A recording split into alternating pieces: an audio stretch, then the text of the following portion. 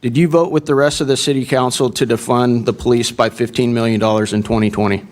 I don't believe that's the correct amount, but I did vote for the budget then. You did. A D.C. councilman voted to defund the police. Then protesters showed up outside of his house. The first thing he did was what here, guys? Say it with me. He called the police. Since I only have 5 minutes, my first question is going to be a yes or no. Does D.C. have a crime problem, Mayor Bowser? Any crime is too much crime, Mr. Crane, but we're trending in the right direction. Sorry, just yes or no? It's not a yes or no question. Okay. Chairman Mendelson, does D.C. have a crime problem, yes or no? There is more crime than we want, but it is significantly All right, I'm moving less. on since you can't follow the instructions. Attorney General, does D.C. have a crime problem, yes or no? One crime is one too many. We got to keep Okay. working at it. Mr. Jackson? One crime is one too many, I agree. Thank you. Do you guys know where D.C. ranks amongst U.S. cities in crime, Mayor Bowser? In what category? Oh, semantics. Crime miss. rates. You would have to be more specific, and I don't. Bro, is it safe to go outside at nighttime, or is it not safe to go outside at nighttime? Right? Like, do I have to purposefully, lock my front doors consistently just to go check the mail? All right. Yes or no? I don't have a list It's of okay. other cities. You guys or actually states. rank number 7. Okay. So you're in the top 10 of most violent cities in the United States, and this is, as other members have pointed out, our nation's capital. A lot of people come here. And Mayor, I know you, like many of my colleagues have already mentioned, you got a very tough job, and we all appreciate that. It all depends on how you crunch the numbers. Hold on a second. I didn't ask you a News and question. World Report didn't Has place us in crime the gone top down? 25. Hey, hold on a second. I'm asking the questions here.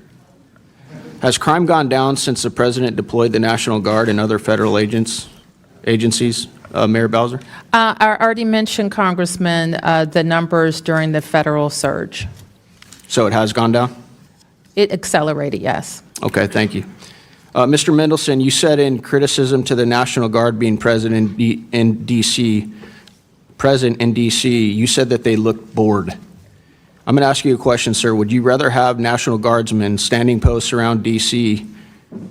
looking bored but driving down crime, or continue to be ranked in the top 10 in the country in violent crime? Well, as No I was guardsmen? trying to say, depending upon how you look at the data, we don't even place in the top Semantics. 25. Now, in my testimony, I outlined That's definitely 8 not the ways- reporting that I've seen. You Well, guys are US ranked. News You and guys are World ranked number Report. 7. You U.S. guys News are and ranked World number Report, 7. you can see that study. All right, moving on. Councilman Mendelson, did you vote with the rest of the city council to defund the police by $15 million in 2020? I don't believe that's the correct amount, but I did vote you for the did. budget then. You did. Okay, Councilman, did you call the police in July 2025 because of a protest outside of your home? I called 911. Okay. It was at midnight. In fact, it was 12:30 in the morning. Right. And it was a Okay. number of individuals who were actually breaking the law, the Residential Tranquility Act, with how loud they were. Okay, so you voted to defund policing by $15 million in 2020 with the rest of the council. Right. This is what the police union, police officers had to say about your interaction I know what with you're the going to police. say, and I've already said Yeah, to Mr. well, I'm going to Pemberton- say it, so you're not going to interrupt me. Over the weekend, Chairman Mendelson called the police because there were peaceful protesters at his house, because he decimated the police department with horrible legislation, and our staffing has now 800-plus vacancies. There was a delay in responding to his home. Because of the delay, Chairman Mendelson called and screamed at OUC Guys. and MPD staff.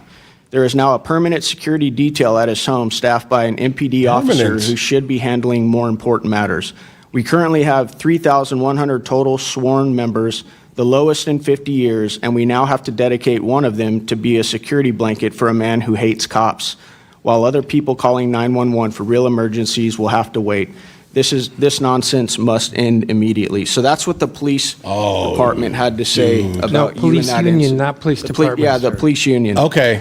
The union that I'm aware of represents that police bro. officers. and it's false on Do they numerous represent points. police officers, Mr. Mendelson, the police union? It's the Semantics. union Thank you. president. Didn't I tell you? Okay, Attorney General Semantics. Schwab, do you agree that all legal measures should be on the table to combat crime and lawlessness in the city?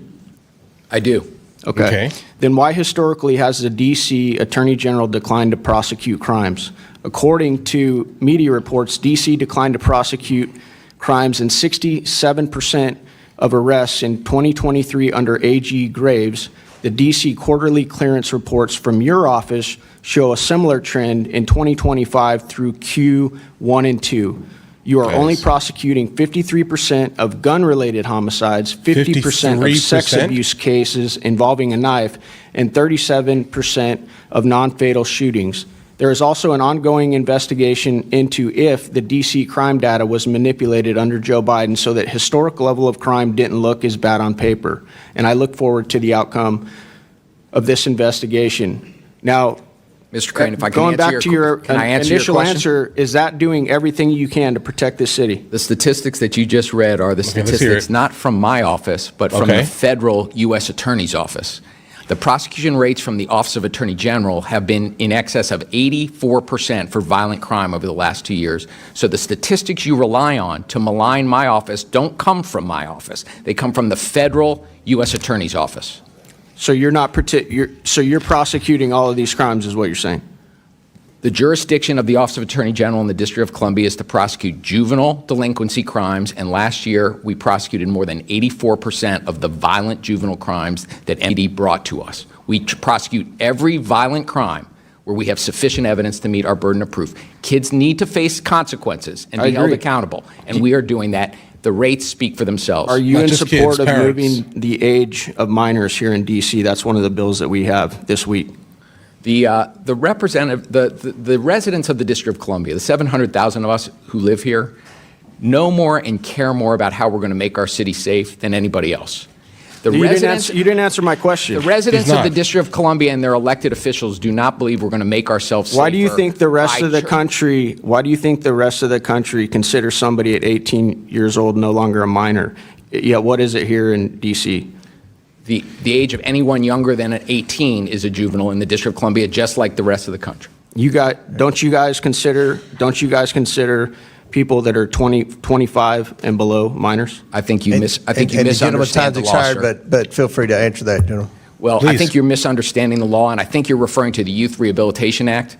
But in our city, youth younger than 18 are treated as juveniles. The Youth Rehabilitation Act involves a totally different set of adult defendants in criminal cases and involves a different issue that the city has confronted. And I think that issue has been conflated in some of what's the the laws different that issue this here? body has put forth. And I really wish we could have had a conversation beforehand so we could have explained better what the YRA does relative to all of the other laws that we have in our city that we're working every day to help drive juvenile crime and violent crime down. It doesn't really matter too much what age the person is when they're committing the crime here, guys. All right? Not really. And I'm definitely team, we should be looking at the parents, specifically if the person is under the age of 16, 17. All right? We should be looking pretty deeply at the parents immediately. If your kid is out here creating all this havoc here, they're consistently out at, 9, 10 o'clock at night doing all types of wildness in the city, my guys. All right? I think we should definitely start turning the eye to the parents. All right? Because guess what, guys? I know exactly where my children are right now. All right. Iron fist. I do not like the idea of bad parents, bro. All right. Because bad parents create bad children. That's how that works there. No, it doesn't matter the age. Lock them up, then go look at the parents, bro. All right. And I will stand on that. If any of you guys have been to Washington, D.C., you pretty much know there are certain times at night and certain places that you can't even go to within the nation's capital. And it doesn't really make much sense that that is a thing that in fact exists here within the nation's capital. There is so much criminality there. And the fact that the mayor is basically, playing word semantics here by saying no. There are all these other things that are happening. It doesn't matter, guys. All right. Is there crime? Is there large quantities of crime or are there low quantities of crime? And it seems like violent crime is definitely the thing that I would definitely probably attribute to Washington, D.C. very much so. So guys, really quickly, pulling up the stats here. Washington, D.C. is ranked 4th highest among major U.S. cities. Okay, understand this here, guys. Overall violent crime, 7th among the largest U.S. cities for overall violent crimes here. And the fact that we're playing word semantics here by saying, no, it's not as bad as you say it is. Compared to what? Exactly.